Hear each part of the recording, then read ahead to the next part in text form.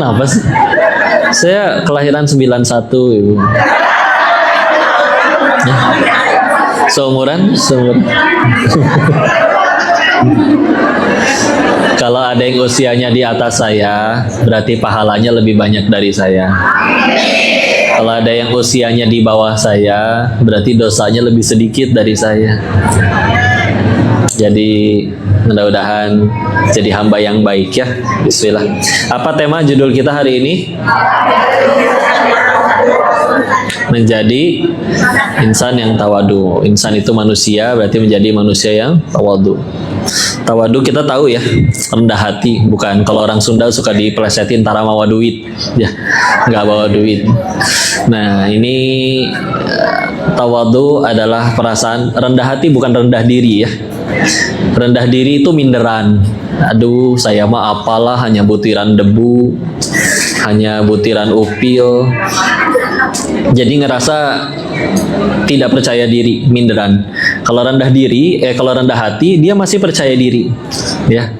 Cuman bedanya dengan orang yang belagu, yang petantang petenteng, percaya dirinya orang beriman itu datangnya karena kita punya Allah yang maha kuat, ya. Kalau yang sombong, dia ngerasa percaya dirinya karena kan akunya yang hebat, bukan Allahnya yang hebat. Akunya jago, aku kan udah kuliah, aku kan udah latihan, aku kan udah belajar, aku kan tes IQ kemarin tinggi katanya, ya. Jadi didasarinya karena dirinya, bukan kepada pencipta dirinya. Itu kalau yang bedanya yang sombong sama yang percaya diri. Tawadu karena menyadari kekuatannya itu sebetulnya dari Allah, maka dia nggak akan berani untuk jadi sombong. Ya, dia sadar betul bahwa ya aku hamba, aku nggak bisa apa-apa kalau tidak ditolong Allah. Kadang cara untuk supaya kita bisa nyampe ke titik itunya adalah dengan cara ada doa-doa kita yang tidak dikabul. Ya, contoh lagi. Sebetulnya setiap kali kita berdoa, angkat tangan, kira-kira Allah udah tahu belum kita bakal ngomong apa? Pasti tahu ya. Tapi jangan mentang-mentang Allah maha tahu, jadi berdoanya teh, ya Allah, apal meren, amin. Nggak boleh, nggak sopan ya. Ya Allah tahu kali, iya Allah maha tahu. Ya. Mentang-mentang besok doanya masih sama, jadi berdoa besoknya, ya Allah kayak kemarin, amin. Ada adabnya ya dalam berdoa. Dalam keadaan berwudu, setelah selesai sholat, menghadap ke kiblat, bersolawat dulu, ngaku dosa dulu. Lihat surat Al-Fatihah berapa ayat? 7. Permintaannya cuma di 2 ayat terakhir. Jadi 5 ayat pertamanya muji Allah dulu, mengagungkan Allah dulu, ya. Baru di terakhirnya ada permintaan, ya. Jadi ada adab-adab. Dengan suara lirih, dengan punya hati yang berkeyakinan ini akan didengar oleh Allah dan dikabul oleh Allah, ya. Nah, cuman pertanyaan tadi, kalau Allah udah tahu kita pengen doa apa, ngapain kita tetap berdoa? Kadang sampai diminta, Kak, berdoa itu katanya harus spesifik. Jadi kalau misalkan, ya Allah, saya pengen yang tinggi, putih, langsing, dikasihnya bihun, ya, padahal maksudnya jodoh. Ya habis nggak dibilang ya sama-sama tinggi, putih, langsing, ya. Bihun juga begitu ya nggak? Kalau kue tiaw kan agak gepeng dikit ya. Maka kenapa tetap mesti spesifik? Dan udah tahu Allah, kita tahu Allah maha mengetahui bakal ngomong apa kitanya, tapi kenapa tetap harus doa? Karena itulah esensi doa sebetulnya, Bu. Esensi doa itu adalah perasaan menghamba. Contoh, karena nanti kita akan mengalami hal-hal seperti ini. Contoh, ya Allah, masalah ini begitu besar, uang nggak ada, teman nggak ada yang mau bantu, tapi kok beres ya? Ternyata benar saya ini cuma seorang hamba. Kalau sudah Allah tolong, beres semuanya. Tunduk kan jadinya? Atau dibalik, ya Allah, kukira masalah ini tadinya kecil, uang punya, teman banyak, tapi kok nggak selesai-selesai masalah ini. Ternyata benar, saya cuma hamba. Kalau tidak Allah tolong, saya nggak bisa apa-apa. Jadi esensi doa itu harus ada Sampai ke titik itu gitu. Karena bayangin kalau misalkan tanpa itu semua, setiap kepengen kita selalu terkabul jadi nyata, jujur. Bakal jadi punya sifat seburuk apa kita? Punten ya, tanpa doanya selalu dikabul aja, ada oknum-oknum yang sampai istilahnya, kamu punya permintaan, sini minta saya yang doain. Kalau saya doa biasa dikabul. Atau enggak nih dah, saya tiupin ke air minum kamu, kamu minum, kamu gitu-gitu ya. Dicelupin jempolnya, diminum aja. Ada orang soleh betulan ada, yang punya karomah ada. Jadi tolong bedakan karomah sama. Jadi begini, kalau ada orang yang punya sesuatu yang di luar nalar, apapun lah ya, meramal, datengin hujan, bisa jalan di air, terbang, bisa mengubah upil menjadi emas, apapun lah ya. Pilihannya cuma dua, satu karomah, dua diganggu atau dibantu bangsa jin. Udah itu aja dua, ya. Bedainnya gimana? Kalau karomah datang dari ketakwaan yang luar biasa. Bahkan kadang biasanya orangnya nggak tahu dia punya karomah. Kalaupun tahu, tidak akan memberitahu. Apalagi nyampe live YouTube memberikan pertunjukan, enggak. Karena takut orang nanti malah berdoanya ke dia. Itu merusak akidah orang.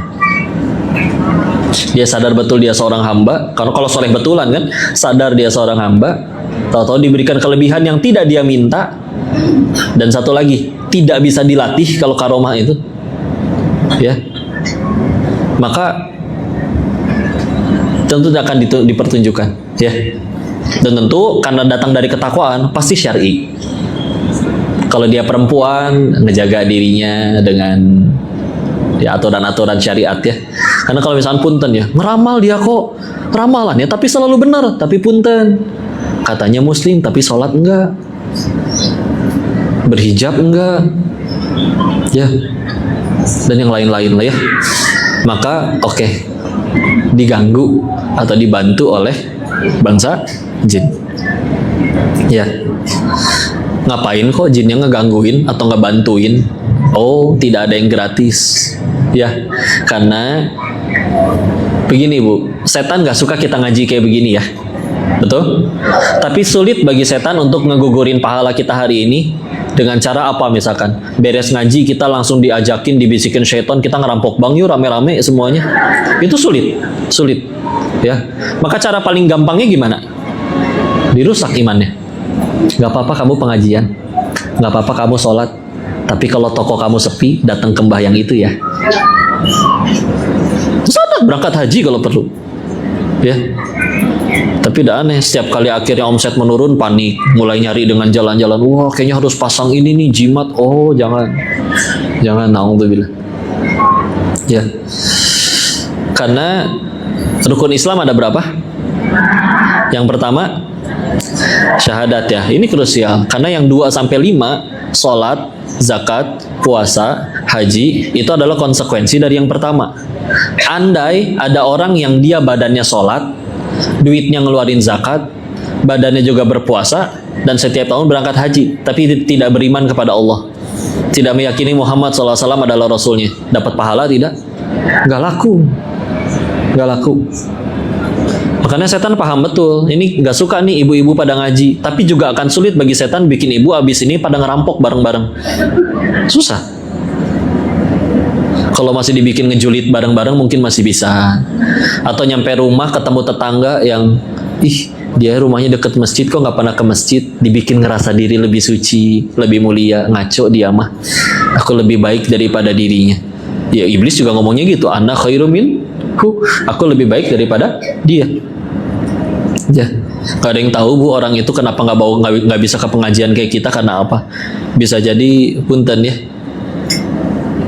dia kerja dari gelap sampai gelap karena ternyata anak yatim, jadi dia anak sulung dari 6 bersaudara, harus dia yang nanggung adik-adiknya, makanya kerjanya harus lebih keras. 5 waktunya terjaga, Indonesia banyak masjid. Malamnya kita tidur, mungkin dia tahajud, nggak ada yang tahu. Dan ketika dia harus bertanggung jawab atas anak adik-adiknya, kita yang bisa datang ke sini, punten. Ini hari kerja, Bu. Ibu kok bisa-bisanya datang ke pengajian? Maka kadang ada yang menjawab, alhamdulillah suami saya mampu kok. Oh ya, ibu nggak harus bantuin, di luar sana ada loh istri yang bantuin dagangan suaminya. Ya alhamdulillah mampu. Kok bisa suaminya mampu? Alhamdulillah dulu kuliahnya tinggi, kuliahnya di puncak kali ya, jadi agak tinggi gitu. Ya. Kok bisa dulu kuliahnya tinggi? Ya alhamdulillah orang tua nih, mertua tuh mampu. Kok bisa Wak, mertua kamu mampu? Ya ujung-ujungnya dari Allah tuh, ya. Allah yang memberikan rezeki. Maka kita bisa datang ke pengajian hari ini karena Allah yang tolong atau kitanya yang soleh? Allah yang tolong. Allah nggak mau kita datang ke sini gampang loh. Kunci motor ibu dibikin hilang bisa. Ada yang kuncinya ada, motornya hilang ada. Ya. Ada yang kuncinya ada, motornya ada, ibunya yang hilang bisa. Ada yang motornya ada, kuncinya ada, ibunya ada, iman yang hilang. Ini lebih bahaya. Ya. Jadi cara paling gampangnya gimana tadi bagi syaitan? Diganggu, dikasih was-was di hatinya. Ya. Sana silakan. Dimulai dengan misalkan yang kecil-kecil ya, jadi percaya dengan sesuatu yang nggak masuk akal, yang nggak ada landasannya. Mohon maaf ya. Zodiak, Shio. Kalau orang Chinese ada Shio. Shio apa? Shio Tumbila nggak ada ya.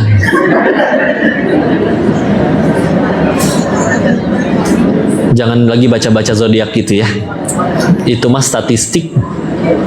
Kamu kelihatannya ada masalah, pasti dah hirup ya. Nggak mungkin nggak ada masalah. Masalah kamu kelihatannya dari orang terdekat. Ya karena dekat, coba jauh nggak kenal, mana bisa dia bikin masalah ke saya. Ya, jangan percaya. Ya, statistik. Dan naudzubillah ya, merusak akidah. Ya. Apalagi yang kecil-kecil, yang ringan-ringan. Jangan foto bertiga, nanti yang tengah mati duluan. Jangan percaya, Bu. Betulan. Jangankan yang tengah, yang moto dia pasti mati itu. Liatin aja.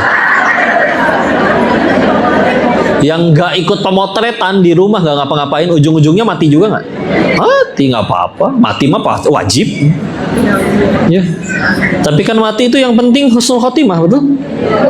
Nah husnul khotimah itu bukan perkara mati karena apa, tapi mati sedang apa. Beda nggak? Kok matinya karena COVID, tapi sedang apa? Sedang sujud rakaat terakhir, aman itu, Bu. Daripada kok meninggalnya di masjid, Masya Allah, tapi sedang apa? Sedang nyolong speaker, jatuh dia ketimpa. Speaker tinggi biasanya, Bu, jatuh weh, kecengklak. Ya, maka nggak jadi aman. Makanya mudah-mudahan selalu beramal yang baik. Apalagi Bu kalau sakit minum obat, yang nyembuhin obat atau Allah? Iya, jadi jangan. Kan kita mah kadang begitu, aduh, mana nih obat andalan saya? Begitu sembuh, yang dipuji apa? Emang dahsyat ini Paramek tuh, Paramek yang di. Yang nyembuhin, meskipun itu sampai foto di Parameknya diganti pakai muka ibu lagi begini, tetap aja yang nyembuhin ya, berdoa dulu ke Allah baru minum obat. Ya, ikhtiarnya begitu. Apalagi jangan lagi percaya, oh kalau kejatuhan cicak nanti bakal sial. Ibu kejatuhan buaya nggak akan sial, Ibu, ya. Gimana buaya ada di atapnya Ibu, ya.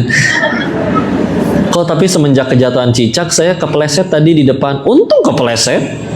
Kalau tetap berangkat kerja bisa jadi kamu kelindes truk, nggak ada yang tahu. Tapi kan kok sakit saya kepleset, gugurin dosa.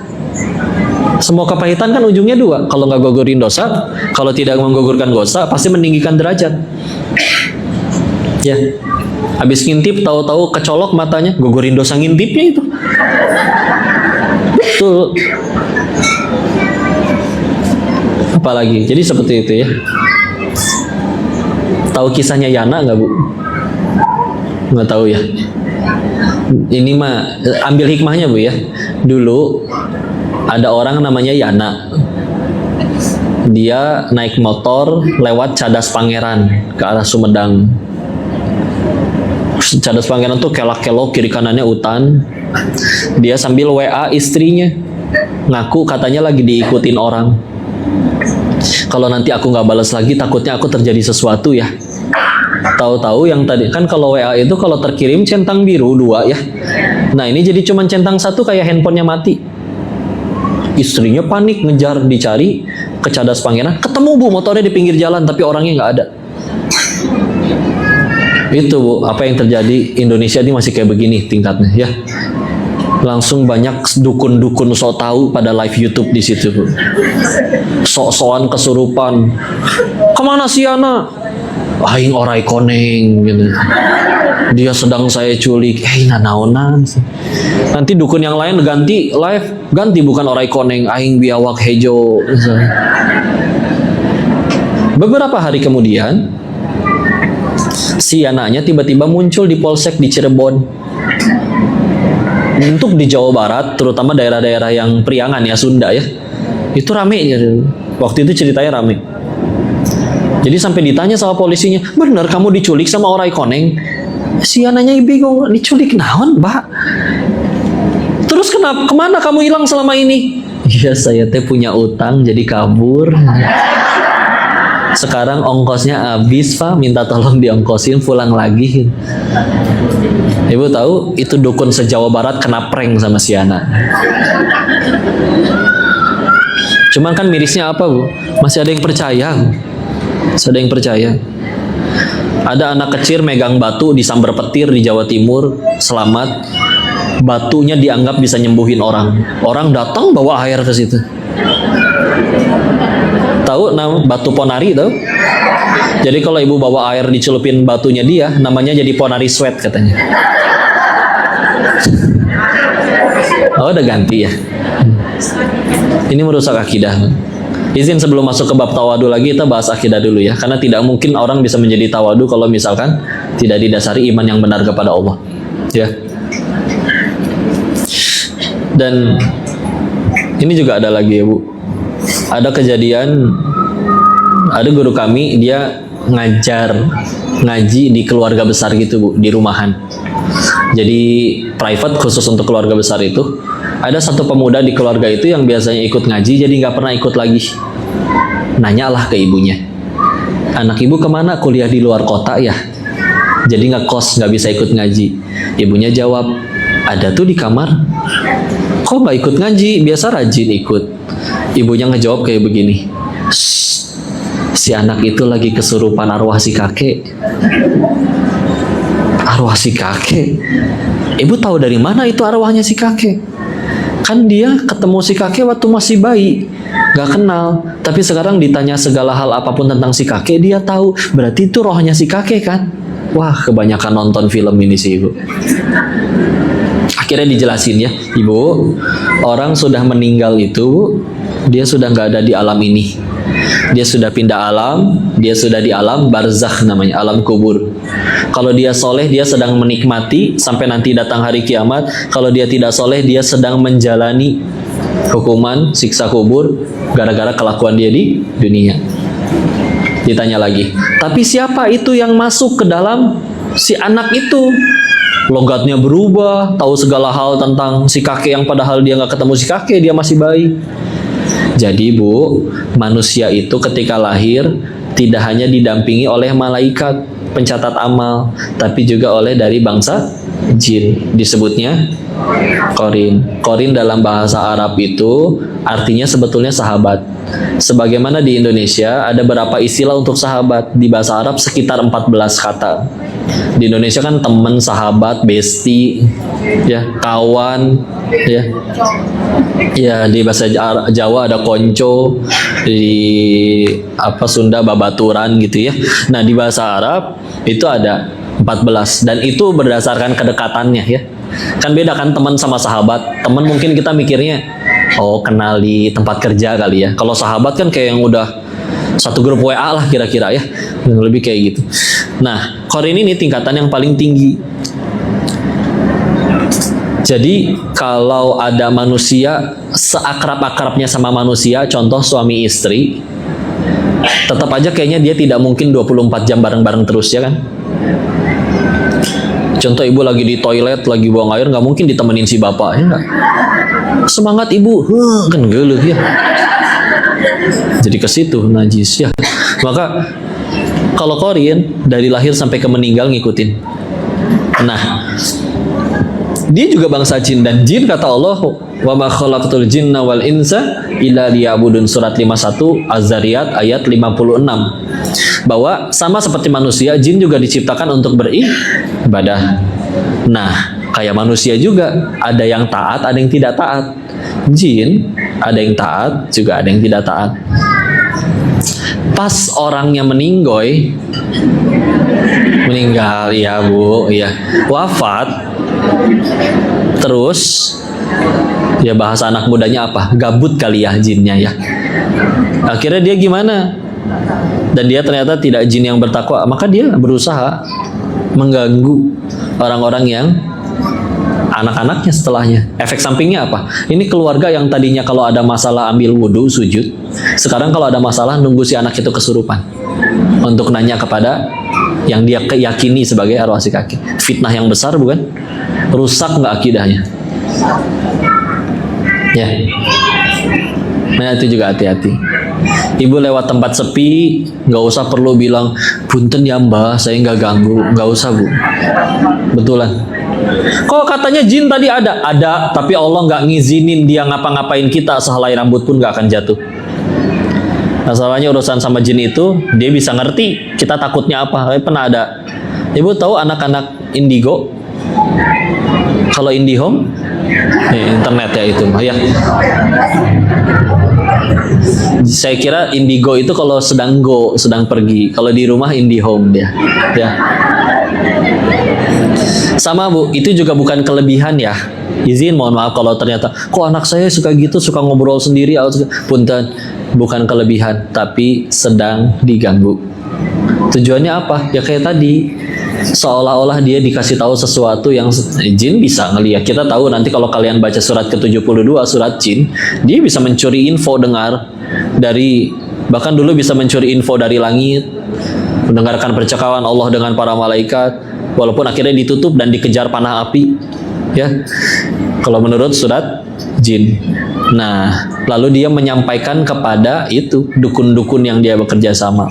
Jadi kalau misalkan ada dukun yang istilahnya bisa tahu yang padahal sesuatu yang goib, ya karena memang dikasih tahu sama bangsa jinnya. Tapi Nabi menambahkan, dia menambahkan 100 kebohongan lainnya. Coba bayangin, berarti kan banyak bohongnya, banyak jujurnya. Bohong. Karena jin yang betul-betul soleh asli, dia nggak akan mau kerjasama sama manusia. Ngapain? Nggak akan mau. Cuman dibayar pakai naon, darah ayam gituannya, nggak akan mau. Tujuannya satu, kan jin lah, setan lah yang paling tertawa terbahak-bahak ketika ngelihat, ya Allah ini manusia demi pengen kaya dia bela-belain. Kadang ritualnya aneh-aneh, suruh gali kuburan, udah gitu gigit jempol jenazahnya. Ada yang gitu-gitu. Kalau ke daerah-daerah suka dengar aja, ya. Na'udzubillah. Ada yang harus bertapa di tempat gelap. Sampai kalau Ustadz Muhammad Faizar bilang pernah ada yang caranya itu harus dikubur sisa kepalanya doang. Ya, udah berapa malam di situ. Ngakak nggak setan ngeliatnya? Bodoh pisan ini manusia. Dia punya Tuhan yang maha kaya. Dia punya petunjuk dari Nabi dan para sahabatnya bagaimana cara menjadi kaya secara halal dan berkah. Dia malah milih kayak gitu, bela-belain. Na'udzubillah. Rusak akidah. Rusak akidah, boro-boro menjadi tawadu, nggak akan bisa. Ya. Jadi na'udzubillah ya, jangan ada yang percaya lagi kepada yang gitu-gitu. Mahal bu, akidah bu, na'udzubillah bu. Kita tahu ya iman itu amat sangat penting. Hilang iman nggak cuman kehilangan kebahagiaan setelah mati, ketika hidup aja orang nggak ada iman, stres wae. Iman makin kuat, lihat para nabi, masalah banyak, pahala banyak, dosa maksum, ujian berat banget, tetap bahagia? Tetap. Nggak ada nabi yang pundungan, nggak ada yang nabi yang menyesal dirinya dijadikan nabi, terus kesel sama umatnya sendiri, dendam, nggak ada. Tetap aja jadi orang baik. Ya, bahagia dan membahagiakan. Jadi ini juga izin mengingatkan untuk tadi ya, kita jaga akidahnya. Udah jangan lagi percaya yang ramalan, yang apa. Kok tapi betulan ada ya, itu ya ada orang yang istilahnya bisa manggil hujan katanya. Ibu baca surat ke-27 An-Naml. Itu kan kisah Nabi Sulaiman. Di situ kan ketika akhirnya menikah dengan Ratu Bilqis, terus kan anak buahnya Nabi Sulaiman itu rebutan untuk memindahkan singgasana istrinya. Ya. Lalu ketika yang pertama, qala Ifrit, berkata Ifrit, aku bisa memindahkan singgasana istrimu itu bahkan sebelum engkau dari duduk menuju berdiri. Ya. Lalu berkata lagi orang yang diajari kitab, dia berkata, aku bisa memindahkannya bahkan sebelum engkau dari nutup mata sampai kebuka mata. Ya, yuk kita lihat deh ayatnya ya. Saya izin ayat berapa lupa, izin sambil lihat lagi dulu Qurannya, tapi Quran surat 27 An-Naml. Dan itu pun ditegaskan di Al-Baqarah ayat 102 ya, bahwa Sulaiman itu tidak kafir. Justru dia adalah Nabi Allah. Kalaupun ada jin yang tunduk kepadanya, Allah yang menundukkan. Ya.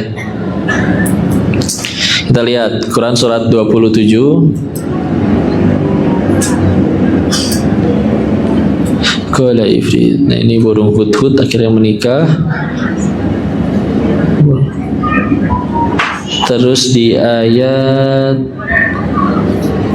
nih, dimulai dari ayat ke-38.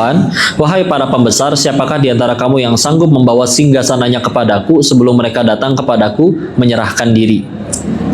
Ayat 39-nya, qala Ifritun, Ifrit dari golongan jin berkata, akulah yang akan membawanya kepadamu sebelum engkau berdiri dari tempat dudukmu, dan sungguh aku kuat melakukannya dan dapat dipercaya. Jadi ini jadi dalil bahwa memang bangsa jin punya kemampuan menggerakkan barang. Walaupun ada jin yang mampu, ada yang tidak mampu. Makanya punten ya, kalau awan kan bentuknya tidak padat, singgasana aja bisa diteleportasi gitu istilahnya. Ini kalau kita beriman kepada ayat ya, memang kalau ada tukang pawang hujan yang dia diganggu sama bangsa jin, yang jelas adalah kesyirikan, ya bisa digeser itu awan. Ya, cuman ya kita jangan malah jadi mengimani, oh berarti dia enggak, tetap aja. Kita kan juga punya senjata yang sama, doa, ya Allah jangan hujan, udah bismillah. Hamba pengen memuliakan tamu hamba ya Allah, nggak punya tempat untuk nyewa gedung, ini mau nggak mau outdoor. Hamba mohon ya Allah ditahan dulu hujannya, atau turunkan hujan di tempat lain yang juga membutuhkan. Bisa, bismillah. Allah dengar gak? Jangan kadang yang jadi pembedanya adalah ya kadang kita kan nggak yakin sama kita doa sendiri ya. Dan kadang doa kita juga kadang kehalangan oleh dosa sendiri. Jadi belum tentu kekabul. Ya. Jadi ini mudah-mudahan juga jadi jawaban pertanyaan kalau misalnya ada yang berkata, oh kok itu ada yang di dalam tubuhnya ada silet, ada paku, ada apa, sehingga sana bisa dipindahin ke bangsa jin. Tapi tetap kita balik lagi berlindung ke Allah. Gini ya Bu, urusan jadi ngebahas goib nggak apa-apa ya, sebentar ya, sebelum ketawa dulu lagi ya. Jadi gini, sesuatu yang berurusan dengan jin itu ibarat gini Bu, kalau kita di rumah ada kecoa sama tikus, itu pasti diundang oleh kotor, betul ya? Gimana cara memberantas kecoa dan lalernya? Satu, dengan cara semprotan serangga. Memang mati, tapi kalau rumahnya masih banyak sampah, datang lagi nggak? Gitu, ya. Jadi jin ngeganggu manusia itu, ibarat tadi laler dan tikusnya itu jin ya, ngeganggu manusia itu ada pintunya. Pintu paling besarnya apa? Dosa manusia. Makanya cara terbaik untuk ngebersihinnya gimana? bersihkan dosanya sampai jin sama laler, sampai jinnya juga malas gitu istilahnya gangguin kita. Sama kayak tadi nih, kita pengen bilang laler sama tikusnya. Cara terbaiknya gimana? Semprotan anti serangga setiap hari atau bersihin sampahnya sampai benar-benar bersih? Bersihin. Ya. Cuman kan fitnahnya seperti itu ya. Ketika akhirnya naudzubillah ngaji nggak ngerti, maksiat jalan, tahu-tahu mohon maaf, disantet orang gitu, dijahatin orang. Betul sih datang ke ustadz ya, di ruqyah, ada ruqyah syar'i, tapi cara terbaiknya kan kalau mau jujur dibersihin sendiri, kita yang bersihin sendiri. Ayo atau jadi yang bertakwa. Punten ya, pernah dengar lihat videonya dan banyak yang sudah mengakui orang-orang yang dulunya pernah menjadi praktisi seperti itu. Contoh pakai susuk biar naksir orang. Ketika digunakan kepada orang yang punten soleh betulan, nggak mempan. Yang biasanya kena dengan yang apa istilahnya, susuk, jaran goyang, apalagi teh, bulu perindu gitu ya, yang bikin pada naksir, nggak perlu tahu istilahnya sih, dah itu mah beda-beda. Nah, punten, biasanya punten. Si korbannya juga ya sholat enggak, maksiat iya, ya. Karena sekali lagi, syaitan dari golongan bangsa jin ngeganggu manusia itu ada pintunya. Pintu terbesarnya adalah kemaksiatan orang itu. Makin sering dia maksiat, makin mudah diganggu. Dan makin sering maksiat kan makin gak yakin sama Allah. Ya, pintu terbesar untuk menutupnya gimana? Takwa, sama memperbanyak melakukan sunnah-sunnah Rasulullah. Makin gak betah si jin itu untuk ngegangguin, ya, gangguin. Kok gimana kok kalau misalnya kita udah hidup bener lurus, tahu-tahu beneran kena santet, mati betulan lagi, ya? Bismillah, gak mungkin gak sia-sia itu di sisi Allah. Pasti membersihkan dari sekian banyak dosa. Orang dia hidup lurus, tahu-tahu dijahatin kok. Sama ya para nabi juga hidup lurus dijahatin orang. Terhinakan kah? Enggak, tambah mulia derajatnya. Ya. Jadi seperti itu ya. Kalau pengen buka surat 14 ayat 22, Bu. Surat 14 ayat 22. Udah ketemu?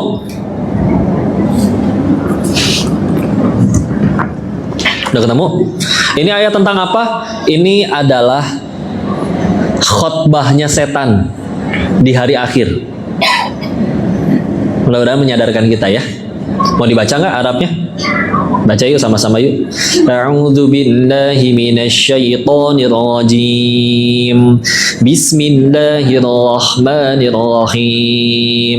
Wa qala asy-syaitanu lamma qudiyal amru innallaha wa'adakum wa'dal haqqi wa wa'adtukum fa akhlaftukum wa ma kana li 'alaykum min sultanin illa an da'awtukum fastajabtum li fala talumuni wa lumu anfusakum ma ana bimusrikhikum wa ma antum bimusrikhi inni kafartu bima asyraktumuni min qabl innal zalimina lahum adzabun alim. Perhatikan.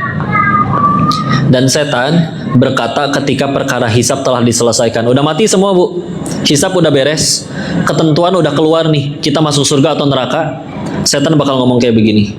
Sesungguhnya Allah telah menjanjikan kepadamu janji yang benar. Ya. Beliau menyebutkan, setan menyebutkan bahwa Allah itu benar.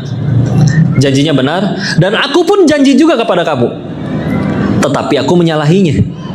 Kalau bahasa kitanya mah, aku juga janji tak ada kepada kamu, tapi bohong ya, kegocek, ketipu ya. Aku ngajakin kamu ke dukun, aku ngajakin kamu, ya dia nurut ya, aku bohongin ya, bahasa kitanya gitu ya. Tetapi aku menyalahinya. Tidak ada kekuasaan bagiku terhadapmu, melainkan sekedar aku menyeru kamu, lalu kamu mematuhi seruanku.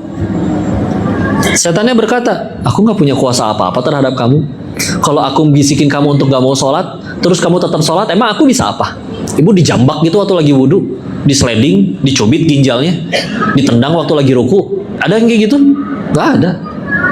Dengan tegas setannya mengatakan, aku nggak punya kuasa terhadap kamu manusia. Bu, ibu kalau di rumah nyalain murotal 24 jam, Bu, setan betah nggak? Enggak. Senggak betah-betahnya dia mencet tombol matiin sendiri aja nggak bisa, Bu. Coba tiap dinyalain ada yang matiin, kaget juga, Bu. Ngejeplak tiba-tiba saklarnya, enggak. Paling cuma bisa ngasih was-was kan. Bosen nih Quran melulu, bosen nih Quran melulu, ganti dong yang lain. Kalau kita nggak mau emang gimana? Dibanting gitu murotalnya? Enggak. Lemah. Betul firman Allah di Quran surat 4 An-Nisa ayat 76. Inna kaida syaitoni kana do'ifa. Sesungguhnya tipu daya syaitan itu lemah. Kapan baru jadi kuat? Kalau kita ladenin. Makanya jangan diladenin. Coba tuh WA mantan kamu, oh jangan diladenin. WA nyambung, oh repot itu ya. Ketemuan, oh udah tambah ngaco ya. Tapi kalau dari awal udah nggak diladenin, ya siapa dia? Ya. Belum timbul rasa-rasa ya nggak CLBK no. Ya cepat lari bau kentut. Bukan ya. Lihat, lanjutin lagi ya. Tidak ada kekuasaan bagiku terhadapmu, melainkan sekedar aku menyuruh kamu yang nurut. Tokonya sepi ya. Tuh katanya mbah yang itu rame. Kamu nggak yang datang ke sana? Apa saya paksa-paksa? Saya seret kamu itu, saya jambak? Enggak, kamu datang sendiri kan ke dukun itu. Ya, tuh perempuan tuh cantik, deketin. Kamu sendiri kan yang nge-WA perempuan itu. Nggak bisa apa-apa. Nggak boleh paksa sama setan. Makanya dilanjutin, oleh sebab itu janganlah kamu mencerca aku, tapi cercalah dirimu sendiri. Tuh kata setan, kalau gitu kamu nggak usah nyalahin saya, salahinlah diri sendiri. Ada yang saya goda nggak mau nurut, dia yang bahagia di surga, kamu yang mau nurut, salah kamu dong. Nyebelin gak nih setan? Ya, udah dia yang ngomporin. Aduh ya Allah, cercalah dirimu sendiri, jangan cerca aku. Idih. Ya juga, emang kita yang nurut ya nggak? Kita nggak nurut juga nggak dijambak sama setannya. Ya. Aku tidak dapat menolongmu dan kamu pun tidak dapat menolongku. Nggak bisa saling tolong. Nanti ketika akhirnya kita jatuhkan neraka, jinnya bisa nolongin? Boro-boro. Dia juga lagi repot dihukum sama Allah. Ya. Sesungguhnya aku tidak membenarkan perbuatanmu menyekutukan aku dengan Allah sejak dahulu. Seolah-olah bilang, kapan aku pernah bilang perbuatan yang aku suruh ke kamu itu perbuatan baik dan benar? Nggak pernah kan? Nggak pernah. Ya. Aku nggak pernah membenarkan. Sungguh orang yang zolim akan mendapat siksaan yang pedih. Malah bilang, syukurin kamu bakal disiksa pedih. Suruh siapa nurut? Ah ya Allah, digocek bro, itu mah asli. Ya, kayu jangan diturutin, lawan. Karena sebetulnya kayak tadi, setiap kali ada was-was datang ngajakin maksiat, terus kita nggak maksiat, apakah badan kita meriang, kepala kita benjol, tubuh kita berdarah-darah? Enggak. Akhirnya kita sendiri yang nurut dengan rela. Terus kan kita suka nyalahin setan ya nggak? Saya digoda syaitan kok. Aing deui kata dia.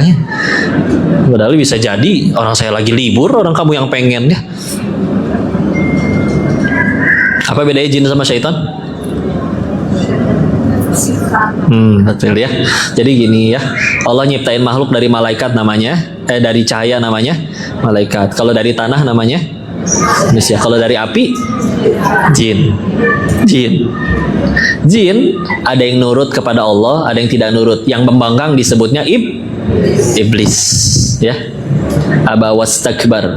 Ya, ahli Adam fasajadu ila iblis. Ya, tidak disuruh nyuruh sujud kepada Azam, dia membangkang.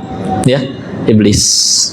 Ya, berarti tadi syaitan apa? Syaitan itu betul lebih ke sifat. Jadi kalau manusia punya sifat yang membangkang, dia berarti punya sifat setan juga. Makanya ketika kita berlindung dari godaan syaitan, syaitannya dari mana? Dari dua, minal jinnati wan nas, dari golongan jin dan manusia. Setan dari golongan jin gitu, cuma bisa ngasih was-was. Yang repot, setan dari golongan manusia bisa nyekek kita, Bu. Ya. Gitu ya. Ini dicatat ya ayatnya. Ini surat 14 Ibrahim ayat 22. Mangga kalau mau ikut di-share. Karena menyadarkan dah ini hasilnya. Kan kita makan kadang tergelincir untuk berani berbuat maksiat karena meyakini, wah iya ya saya kalau ke dukun itu betulan bisa kaya, wah iya ya saya karir saya bisa melonjak. Di hari akhir setannya bakal nih nyalah-nyalahin kita sendiri ya, mengakui Allahnya yang benar, dianya yang salah, dan salah kamu suruh siapa nurut, aku bisa apa kalau kamu nggak mau nurut ya. Baik, itu belajar akidahnya ya. Sisanya maka nanti meyakini ketika akhirnya yang paling penting itu tujuan sih Bu ya. Makanya kalau suka ada yang nanya kenapa ada orang dia ngaji tahu dalil tapi ya punten omongannya nyakitin ya, dan memang naudzubillah masih berbuat zolim gitu ya, tidak seperti apa yang dia sampaikan di ceramahnya atau apa yang dia pelajari di majelis ilmunya. Kalau kata guru kami, alasan paling kuatnya adalah salah niatnya ya. Tujuan kita ngaji apa sih Bu kalau mau jujur? Ridho Allah dan yang lain-lain. Tapi selain itu semua, tambahkan satu niatan ini ya. Tujuan kita ngaji itu untuk makin jago mencari kesalahan diri sendiri, bukan makin jago nyari kesalahan orang lain. Aku tuh bilang kadang ada yang akhirnya hijrah, tapi bedanya sebelum hijrah yang dicaci maki temen tongkrongannya, setelah hijrah yang dicaci maki ustadznya gara-gara beda dalil aja ya. Padahal dia dapat dalilnya juga dari story Instagram orang. Sedangkan ustadznya mengambil keputusan yang berbeda dengan dirinya karena benar-benar sudah menghatamkan 6 kitab hadis yang jadi rujukan utama. Bukhari, Muslim, Abu Dawud, An-Nasai, At-Tirmizi, Ibnu Majah. Total 30 ribuan hadis. Kuat kita baca 30 ribu hadis. Tahu hadis juga kadang dari status orang. Ya. Begitu beda, langsung seenaknya menyakiti, memvonis. Kalau pengen ambil 2 kisah ini ya dari hadis sahih nyata. Yang pertama, di sini kita akan belajar tentang bagaimana mengelola biar supaya tidak sombong, tidak dan menjadi tawadu. Bismillah insyaallah. Yang pertama, ada orang namanya dulu Abdurrahman ibnu Muljam. Pernah dengar nama ini? Siapa dia? Ini orang jahat Bu. Dia adalah yang membunuh Sayyidina Ali bin Abi Thalib radhiyallahu anhu. Ya. Ngebunuhnya pun sambil baca ayat Al-Quran. Quran surat 61 As-Saff ayat 4. Innallaha yuhibbul ladzina yuqatiluna fi sabilihi saffan ka'annahum bunyanum marsus. Ya.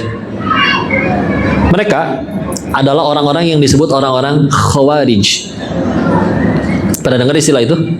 Di zamannya Sayyidina Ali, ini banyak ketika beliau menjadi pemimpin, jadi Amirul Mukminin, ada fitnah. Nabi sudah mengingatkan akan ada orang seperti ini. Nabi mengingatkannya seperti apa? Akan ada golongan orang yang sholat kalian gak ada apa-apanya dibanding sholat mereka. Ini kaliannya bukan ke kita ya Bu, ke para sahabat yang kita tahu kualitas ibadahnya kayak gimana. Tapi Nabi udah ngingetin sholat kalian, hei para sahabatku, gak ada apa-apanya dibanding orang-orang Khawarij itu. Kenapa? Mereka orang-orang Khawarij itu sholat sampai jidatnya berdarah-darah. Bacaan Quran kalian tidak ada apa-apanya dibanding bacaan mereka. Mereka baca Quran sampai suara parau, serak. Tapi Nabi menambahkan, tapi keimanan mereka melenceng seperti melesatnya anak panah. Yang dibacanya hanya nyampai tenggorokannya, tidak sampai ke hatinya. Dan kalau aku masih hidup ketika ada mereka, aku yang akan memeranginya. Dan mereka jenis-jenis orang yang paling dibenci sama Allah. Ya. Di zaman Nabi udah ada yang seperti itu. Pernah suatu ketika Nabi dapat ghanimah, dapat harta rampasan perang, maka Nabi kan punya pertimbangan ya. Ini ada nih harta yang saya alokasikan dari ghanimah untuk supaya merayu petinggi-petinggi orang kafir ini supaya mau masuk Islam. Jadi ada jatah yang memang diambil lebih banyak untuk mereka.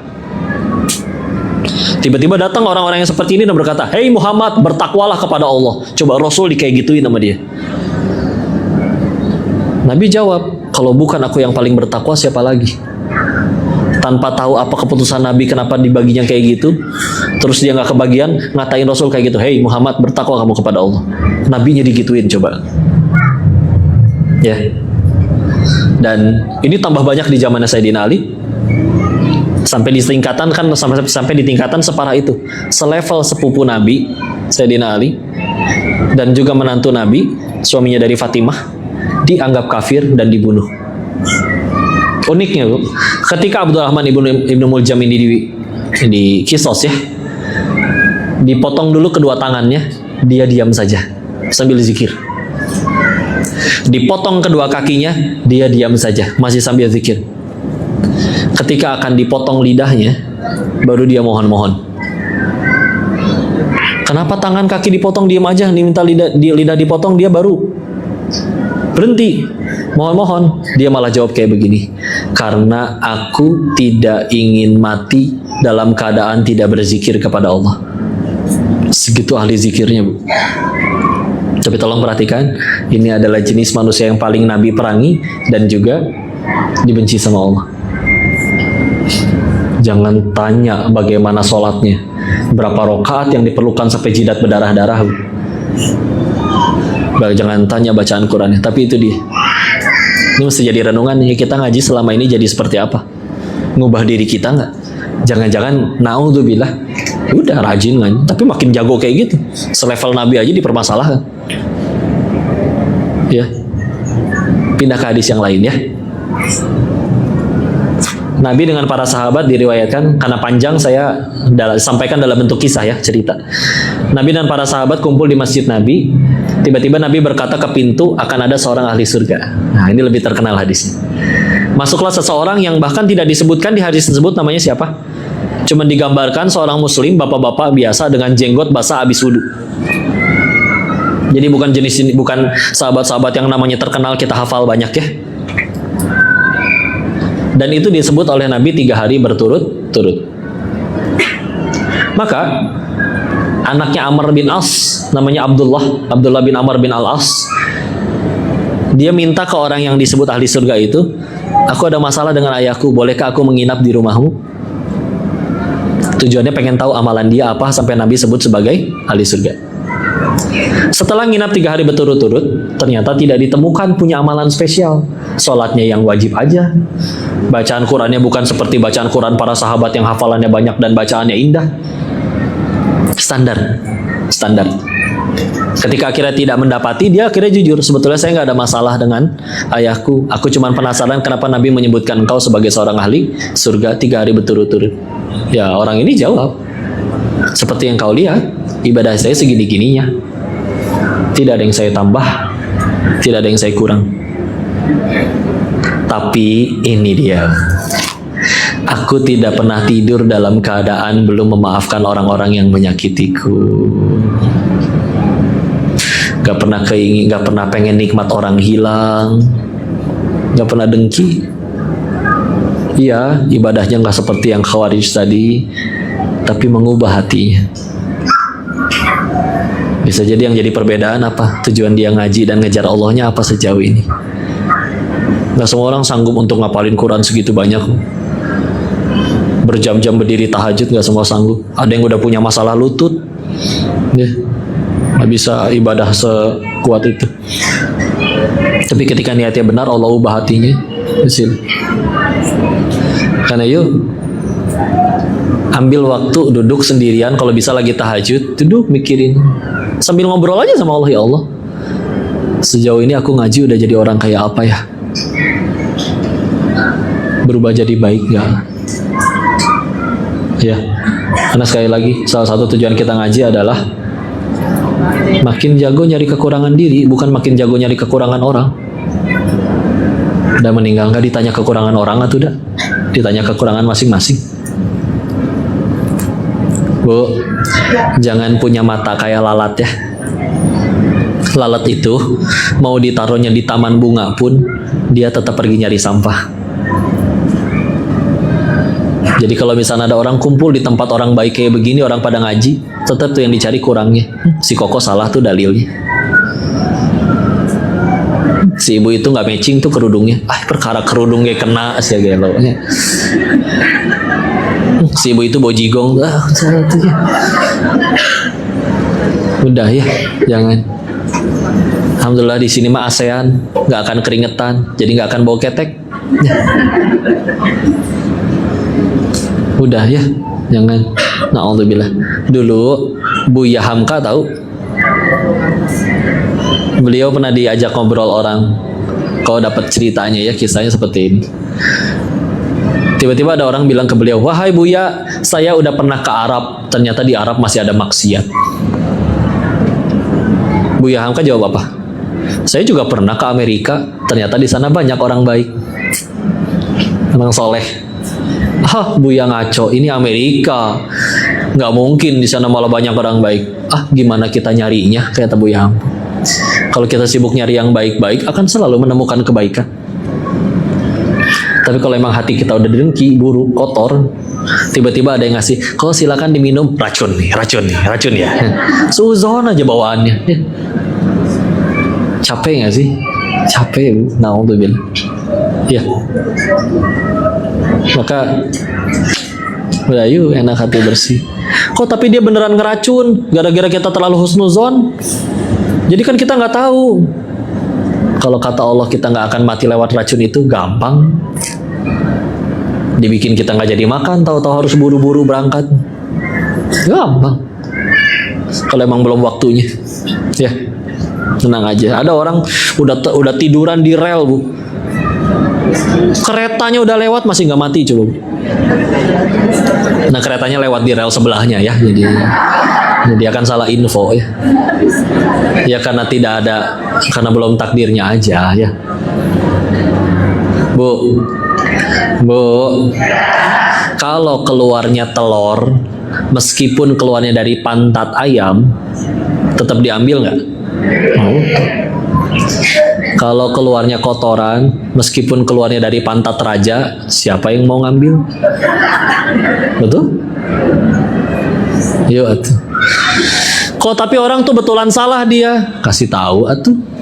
Ada tata caranya, adabnya. Ngapain bikin konten video yang ngajakin orang untuk sama-sama ngebenci dia? Seolah seumur hidup orang itu ngaco melulu. Ya. Jadi, yuk pasti gimana caranya? Ngaji kita ngubah diri kita jadi kayak gimana sih? Yuk, harus coba pernah mikirin kayak gitu ya. Karena kalau misalkan nggak ngubah diri, yang diubah orang lain, gimana? Jadi tawadu tuh gimana? Karena jadi akhirnya teh ngaji teh demi fokus nyari orang. Tahu di hadis riwayat Imam Ibnu Majah, saya ingat kalau tidak dianasai di Ibnu Majah ya. Kalau ada orang yang penuntut ilmu yang dia berniat 3 hal. 1, untuk beradu ilmu, sama-sama dianggap punya ilmu, nggak mau kalah. Menuntut ilmunya bagus ya, tapi untuk sekedar kamu punya gelar itu, saya juga punya gelar, sama-sama ngerasa membanggakan ilmu. 1 ya.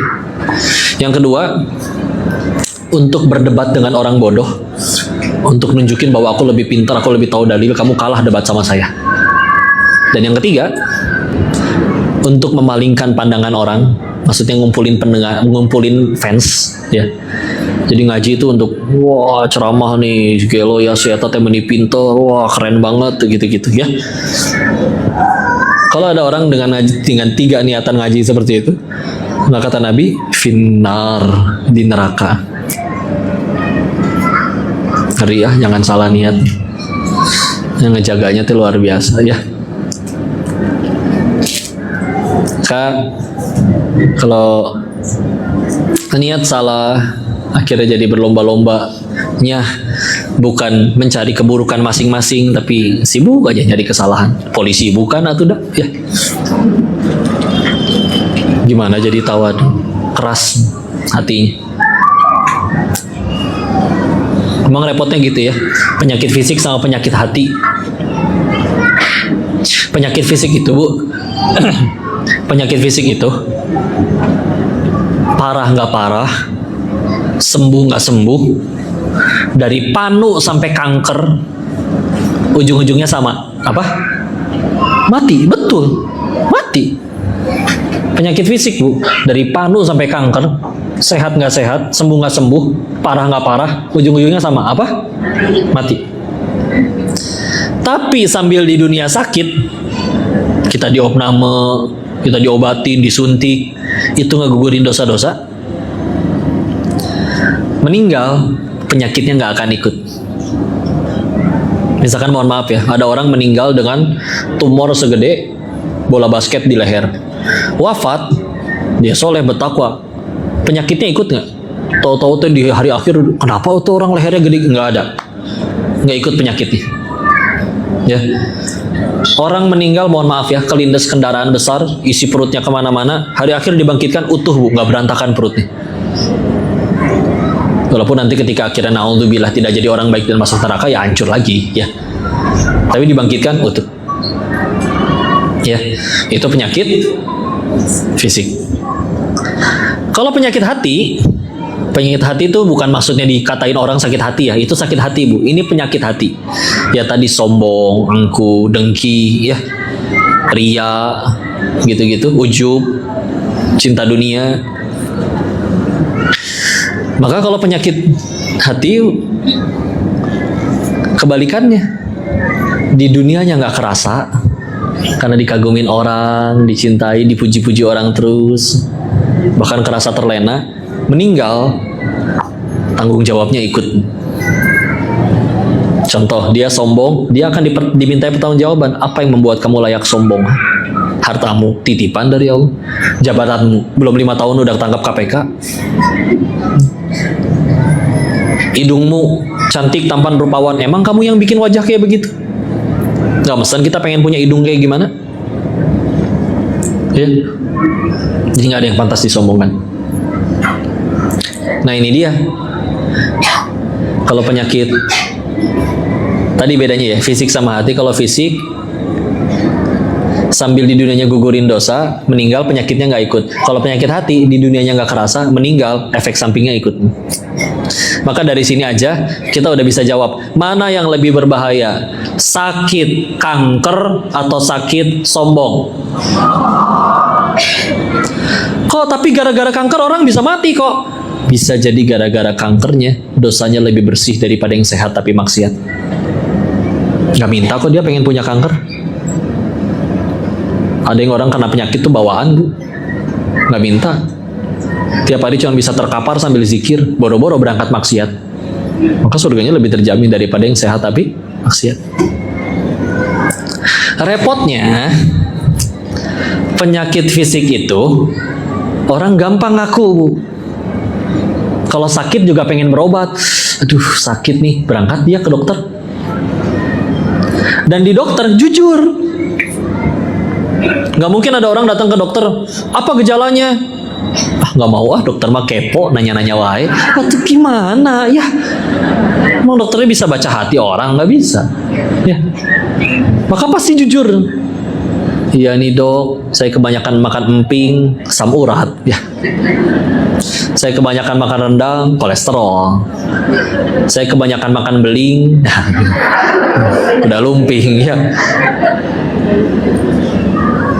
Ya, maka ngaku nggak dia?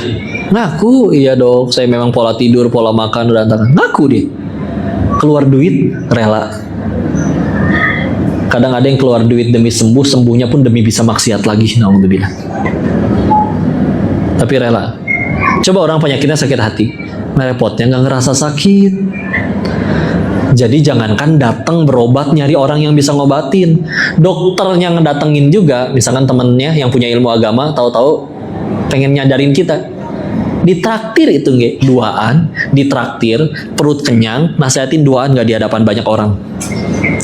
Dengan lembut, saudaraku, kamu tuh nggak boleh kayak gitu, itu namanya sombong. Siapa yang sombong? Galakan dia. Adau. Ya. Maaf ya meja. Ya. Galakan dia. Dia yang sakit, Dia yang pengen diobatin gratis, nggak ada biaya. Dia yang ditraktir ngambek. Tapi repot nggak nih penyakitnya? Ya. Ya, tawadu ini datang dari hati yang seperti itu kepada Allah. Ya Allah, ini hambamu, ada kebaikan pada diriku pasti datang darimu. Kalau Allah berfirman di Quran surat 4 An-Nisa di ayat 79, berapa? 79. Ma asobaka min hasanatin faminallah wa ma asobaka min sayyiatin famin nafsik. Ya, Quran surat 4 An-Nisa ayat 79. Jika ada kebaikan pada diri ini, hidup enak, dapat ya sesuatu yang kita suka, itu datangnya dari Allah. Tapi kalau ada kepahitan, keburukan yang datang pada diri ini, ditipu orang, ditonjok orang, ya disakiti, itu datangnya dari diri sendiri. Allah nggak pernah zolim ke kita. Jadi kita yang ngundang dah. Atau di Quran surat 42 Asyura di ayat 30-nya. Sama seperti itu juga. Ma asobakum min musibatin fabima kasabat aidikum. Jika ada keburukan, musibah datang pada diri kalian, itu diundang oleh tangan kalian sendiri. Faya'afu an katsir. Tapi Allah lebih banyak memaafkan mereka. Kalau dihukum semua langsung, mati semua kita. Mudah bagi Allah matiin siapa aja pas lagi maksiat. Kenapa kita masih pada hidup? Kan nggak mungkin nggak pernah maksiat. Jadi asalnya diundang oleh diri kita sendiri. Makanya salah satu obat terbaik tahu nggak sih apa? Dari semua masalah, tobat. Betul, asli. Ya, nih analoginya kayak gini Bu. Bayangin ibu semuanya lagi nyetir mobil ya, udah duduk di bagian nyetir, kacanya kotor penuh sama tanah, gak kelihatan apa-apa, cuman coklat doang aja tanah. Terus ibu nyetir di jalan, berani nggak Bu? Panik nggak? Takutnya karena apa? Karena tidak ada jalan rayanya, atau karena tidak kelihatan jalannya? Jalannya ada ya, tapi nggak kelihatan. Berarti takutnya karena tidak kelihatan. Maka berarti caranya gimana? Harus dibersihkan kacanya. Sama. Jadi kalau kita hidup takut, panik, gelisah, karena apa? Karena tidak ada jalan keluar, atau karena jalan keluarnya nggak kelihatan? Jalan keluarnya nggak kelihatan. Gimana tuh biar kelihatan?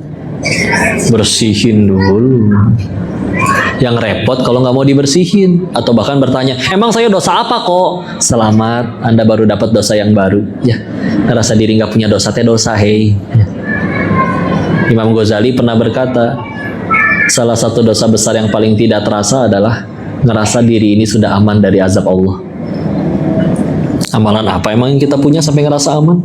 Sampai ngerasa ngelayak ke surga? Tiba-tiba ada suara dari langit misalkan, Denis, pengen ke surga? Iya ya Allah. Apa yang membuat kamu layak pengen ke surga? Mau jawab apa kita? Sholat kita. Sholat yang mana? Yang sering lupa rakaat itu. Yang zuhurnya 2:30, yang asarnya 5:30, nanggung 2 episode lagi. Ya, yang subuhnya kadang 9:30, sekalian duha. Udah mau bacanya kuliakul hudai. Sekalinya ganti ina atau ina, lebih pendek atuh, kurang berwibawa ya. Sekalinya sholatnya lama, sujud rakaat ketiga lama, padahal lagi mikir, abis ini tasyahud apa berdiri ya?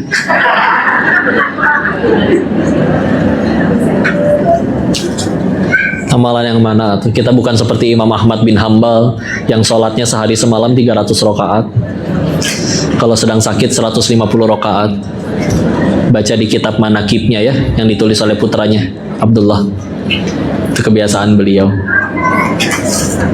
Terus kita tahu kehalangan dosa sendiri, pengen ke surga, amalan kurang segitu-gitunya, tapi Allah pengen gugurin dosanya biar tambah mudah ke surga. Karena amalannya kurang, terus gimana? Dikasih fasilitas, ada yang ngutang galakan yang ngutangnya, Udah ditolong malah dianya yang julid. Udah fasilitas itu mah. Ibunda Asiyah bisa sampai menggapai 1 dari 4 wanita di surganya Allah. Salah satunya kan karena sabar ngadepin suami macam gitu. Firaun. Ya. Kalau mau jujur soleha kok, mantan ratu. Masa iya cerai nggak ada yang mau nikahin lagi? Tapi enggak tuh, ngapain bela-belain? Karena memang amalan sabar itu innama yuwaffas sabiruna ajruhum bighairi hisab. Az-Zumar ayat 10. Quran surat 39 Az-Zumar ayat 10. Hanya orang bersabarlah yang ganjaran pahalanya disempurnakan tanpa batas. Makin besar kesabarannya, makin besar pahalanya. Nah, ini kan sabarnya ngadepin Firaun, Bu. Nggak ada yang lebih parah. Ya, kalau ada ibu yang berkata, entar dulu kok suami saya lebih parah dari Firaun. Bohong, Ibu. Ya. Karena kalau suami ibu lebih parah dari Firaun, nama suami ibu yang ditulis di Al-Quran. Ada yang lebih parah dari Firaun. Ya. Tapi karena sabar hadapinnya bismillah. Ya. Jadi kalau sekedar misalkan suami teh naruh anduk masih sembarangan, udah tahu basah ditaruh di kasur, naruh gunting teh nggak ditaruh di laci lagi, jadi waktu pengen dicari teh susah. Udah tahu pakai AC, pintu dibiarin kebuka. Pah, kalau ambil baju teh atasnya angkat dulu, jadi we berantakan semua, ikut gergetan kan? Ya. Maka udahlah, itu mah fasilitas. Selagi dia sholat 5 waktu masih, ke anak-anak sayang, nyembah selain Allah enggak, udah weh, ya. Tapi kan enak kalau suami kita seperti Rasulullah kok. Hai kamu Khadijah bukan? Ya. Lucu ya ibu-ibu ini, Masya Allah. Jadi kayak gitu ya. Bismillah. Nggak ada yang sia-sia, tapi bismillah. Datangnya tadi ya, kita masih mikir apa nih tujuan kita ngaji, hasilnya apa. Ngaji yang paling sukses itu adalah yang pulang dari sini tambah dekat sama Allah. Bukan yang langsung hafal semua hadis dan ayat yang dibacakan di dalamnya. Bagus sih itu juga. Tapi kalau yang paling lebih baik dari itu semua adalah yang pulang dari sini tambah banyak sujudnya. Jadi ngaji yang berhasil teh seperti itu, bukan yang berhasil selfie dengan yang bicara. Ya. Bu, kalau betulan niatnya ngaji, mau siapapun yang bicara, bahkan kalau yang ceramahnya nggak jadi datang, tetap jadi pahala nggak? Tetap. Tapi kalau niatnya pengen selfie dengan yang bicara, ketahuilah yang diajak selfie itu nggak bisa menyelamatkan siapapun ke surganya Allah. Nyelamatin diri sendiri aja nggak bisa. Jadi kalau ada yang ceramah teh didoain, Bu. Ya Allah, ini kongko ngomong wae di depan. Mudah-mudahan dia nggak cuma ngomong doang, tapi juga mengamalkan apa yang dia sampaikan. Doain, saya teh perlu doa dari ibu-ibu ya. Doain jangan, Bu. Beneran. Habis sholat doain Koko ya. Ya Allah, mudah-mudahan si Koko ini husnul khotimah gitu ya. Kita semua ya husnul khotimah. Bismillah. Ya? Oh iya Bu, ibu-ibu husnul khotimah semuanya ya. Tapi kan doanya lebih mustajab doa ibu-ibu ya. Karena ibu-ibu lebih banyak yang terzolimi katanya. Kalau terzolimi kan doanya lebih mudah dikabul. Insya Allah ya. Jadi gitu ya. Insya Allah. Jadi jangan ngambek wae Bu hidup teh ya.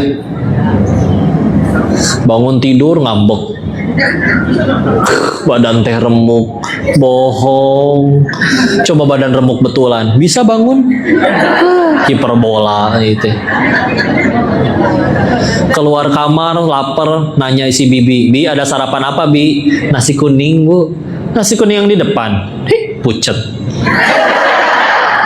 Ngehina aja kerjaannya, ya. Tapi pelan-pelan dia cemilin, abis nyebelin.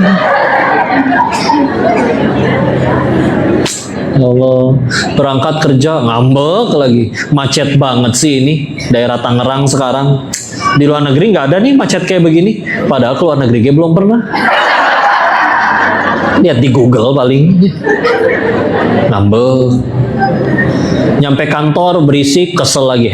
Bisa pada diem nggak sih? Kepala saya tuh pecah, tahu nggak? Bohong. Coba kepala pecah di kantor, repot, darahnya di mana-mana, harus dipel. Nanti namanya ganti kira ibu ambek sejati. Ambek wae. Terus perlu validasi jadi kadang-kadang. Nggak ada angin, nggak apa-apa, ngelihat sajadah, gambar Ka'bah. Saya sholatnya waktu itu belah sini nih, nggak ada yang nanya. Tiba-tiba pengumuman nih ibu, pengen ngasih tahu itu kemana? Tuh ada gambar Ka'bah tuh. Ya. Alhamdulillah. Jalan-jalan dampingin anaknya ke kebun binatang, ngelihat gajah. Gajah lucu ya, kayak lambang ITB. Ibu tahu nggak, suami saya lulusan ITB tahu. Saya jadi info ya. Jangan suka info bu kalau nggak ditanya deh bu ya.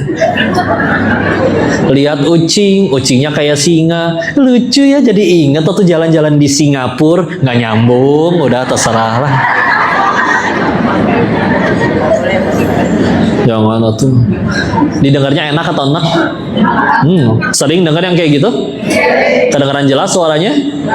Ya iyalah, orang suara sendiri ya nggak? Ibu jangan ngambek wae ya. Hidup tuh enak tahu, apalagi punya iman. Saya ibadah.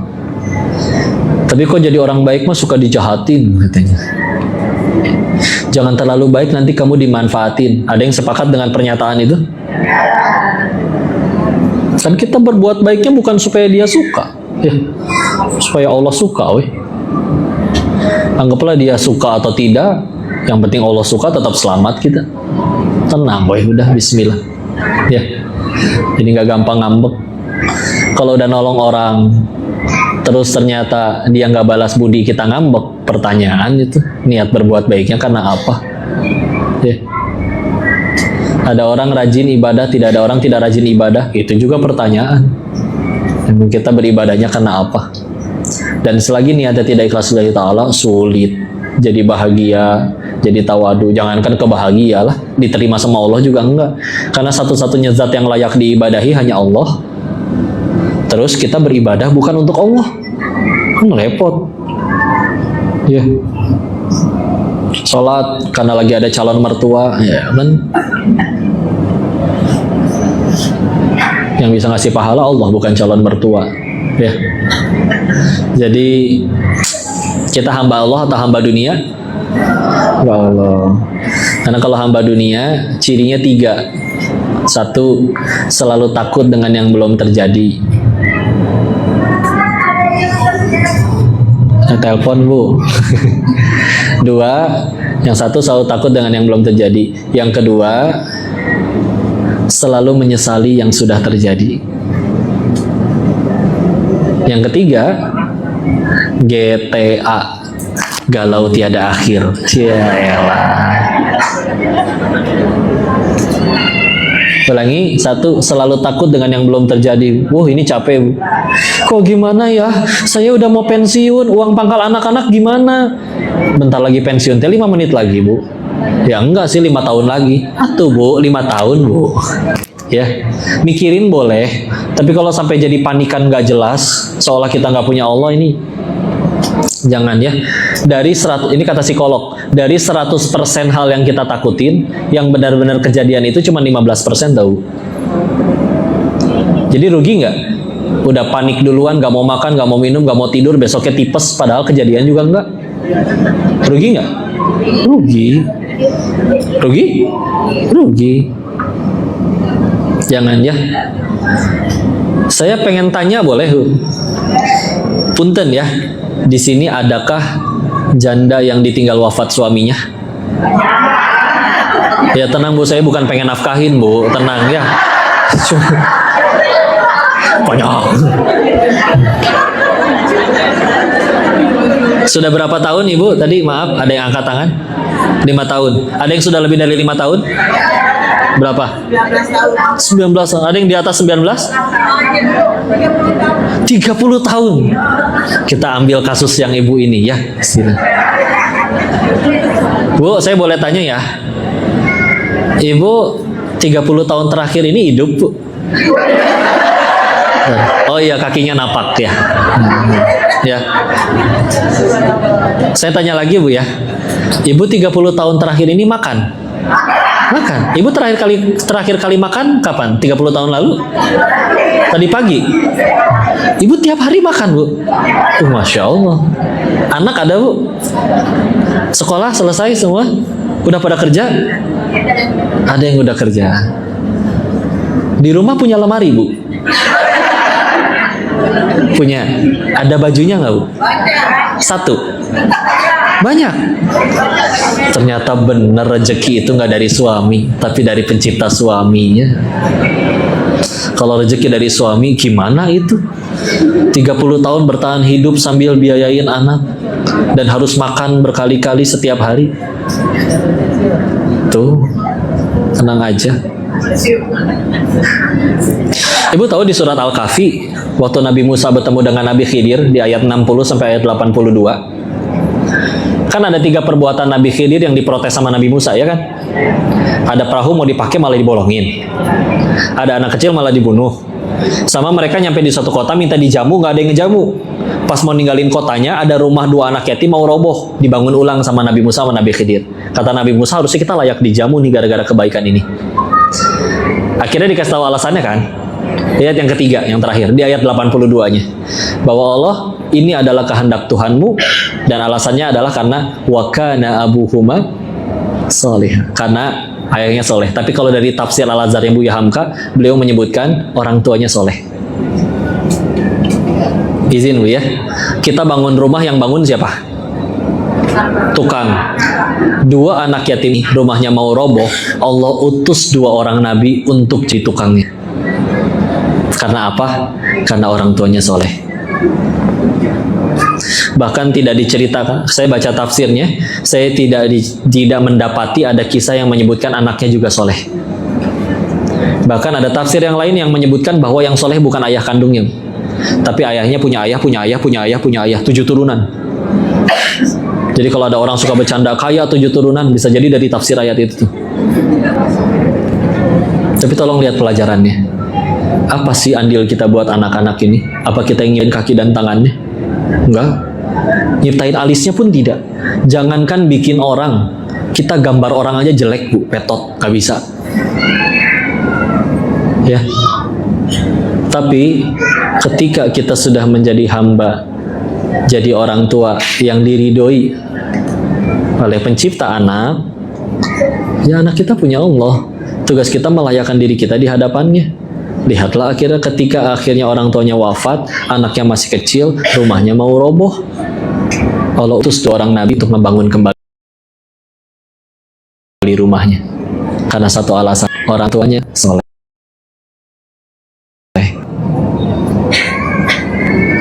Jangan kira kesalahan kita itu tidak berdampak, dan juga jangan kira kemaksiatan kita tidak akan berdampak. Karena kadang Bu, kita nggak kasihan sama diri sendiri. Buktinya apa? Kita maksiat. Kita kalau lagi maksiat kan berarti lagi jahatin diri sendiri, betul ya? Kalau kita maksiat yang rugi Allah atau kita? Kita. Satu dunia maksiat semuanya, Allah berhenti nggak jadi Tuhan?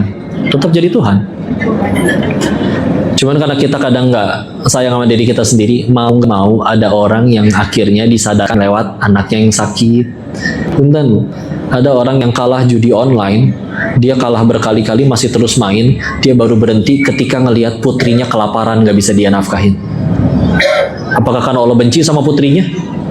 Enggak, cuman kadang kita nggak sayang sama diri kita sendiri, makanya maksiat.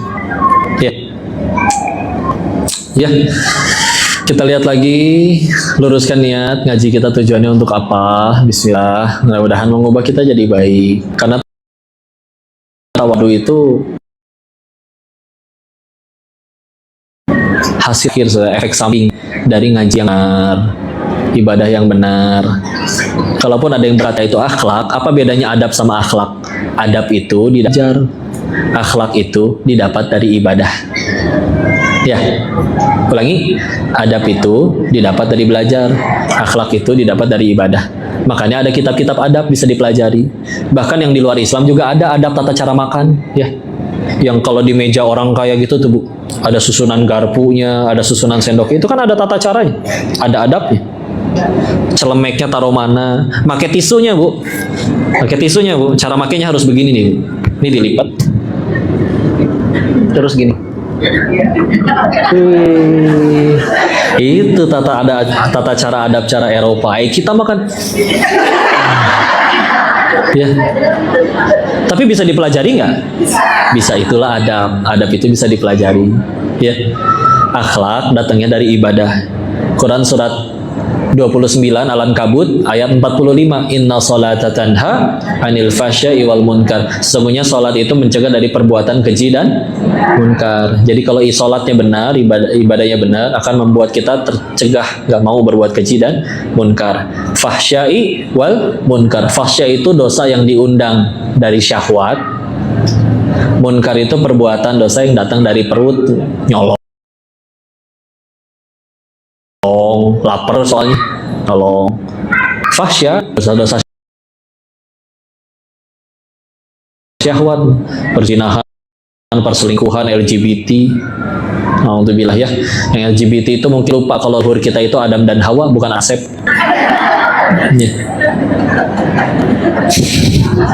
Maaf ya kalau suaminya namanya Asep, maaf ya Bu. Ya, Asep teh kalau dari bahasa Sunda teh dari kata kasep dah aslinya. Ya. Tahu kasep? Ya.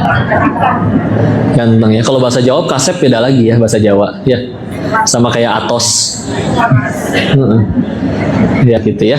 Wallahu alam bisawab, segitu dulu. Mudah-mudahan ada manfaat yang bisa dipetik. Kita kembalikan dulu ke Ustazah MC kita untuk masuk ke selanjutnya. Habis ini apa Bu? Tanya jawab atau foto-foto?